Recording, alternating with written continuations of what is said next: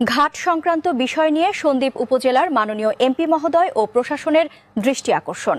সন্দ্বীপের কুমিরা গুপ্তছড়া নৌ রুটে স্পিডবোট ভাড়া নিয়ে নতুন করে ক্ষোভ দেখা দিয়েছে। সরকারি গেজেট অনুযায়ী ভাড়া 260 টাকা নির্ধারণ করা হলেও অভিযোগ উঠেছে গেজেট প্রকাশের পর থেকেই স্পিডবোট চলাচল বন্ধ করে দেওয়া হয়েছে।